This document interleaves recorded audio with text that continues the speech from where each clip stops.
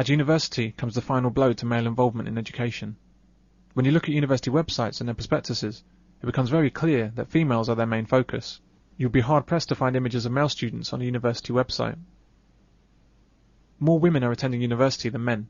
This has been the case since 1995, and the gap is widening. In 2007, 33,000 more places were awarded to women than men. In America, there are more black men in prison than there are going to college, and I think in America at the moment 45% of university entrants are male, 55% female, which doesn't bode well for the future. The girls go to college and the boys go to jail. Men are becoming more alienated from the society in which they live. And that's a bad thing. That can only lead to worse things coming up. We already see boys don't do well at school. Girls are doing very well at school. We're already seeing now that, apparently by next year more women will be in work than men. More women will be qualified for skilled work than men. And you can see things getting worse when when young boys are not wanting to go to university and not wanting to be educated. We are going to be the educational underclass. I mean, men, gender, are going to be the educational underclass.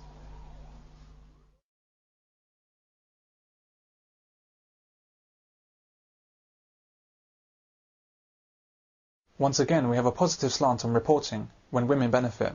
If this were the other way round, would it be men continue to surge ahead, or would it be women held back in education? They started looking at the results in degrees, that the men were getting more firsts than the women. So immediately, whoever it was, they sent a commission to look at why is this happening? Why are men doing better than women? It couldn't be allowed, you see.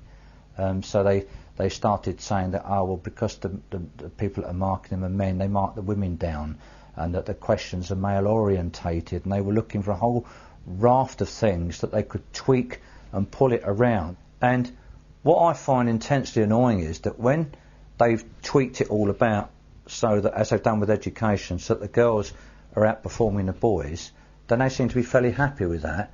But when it's the other way round, they're unhappy and they scream discrimination.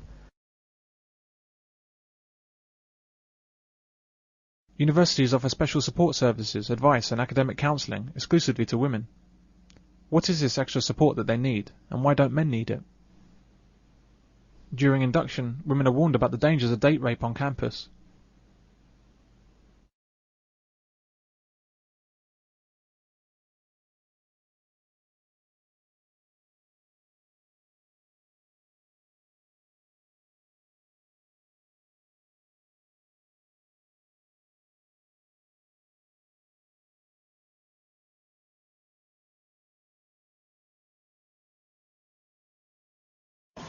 Want to hang out?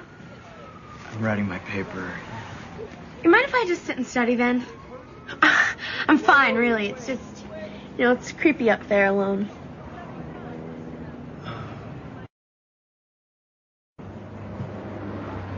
All right.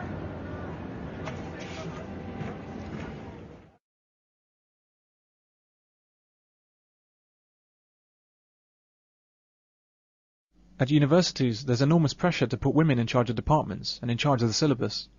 That's why we have courses in women's studies, a subject that doesn't need to exist.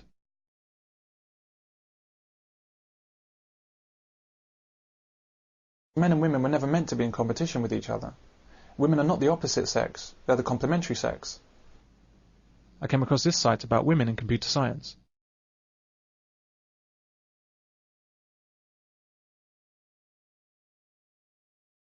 For the simple reason that the numbers of great inventors and scientists that are women are insignificant compared to men. I'll ask a similar question.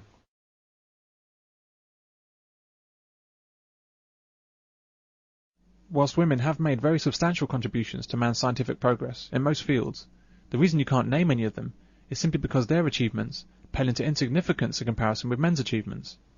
And it's not just in scientific disciplines, it's in every discipline. This is not an insult, it's a fact.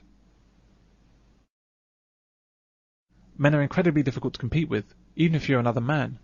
If you're a woman, you have no chance.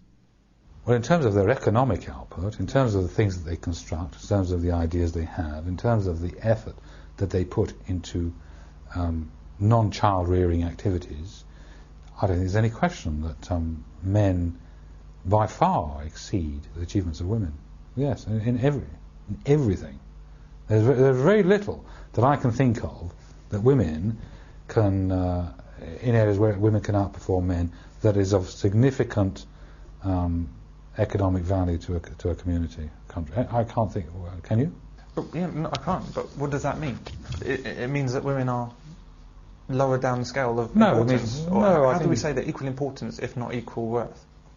Well, because we don't necessarily need. I mean, I think this is one of the things that women have lost.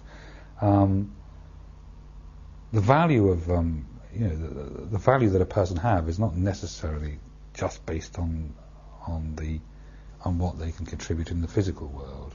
There are other values that we have: the value of nurturing, the value of love, and all these more ethereal the emotions and whatever. And I think women have, in a sense, betrayed their own gender, because I think that, by and large, those are qualities that they were endowed with.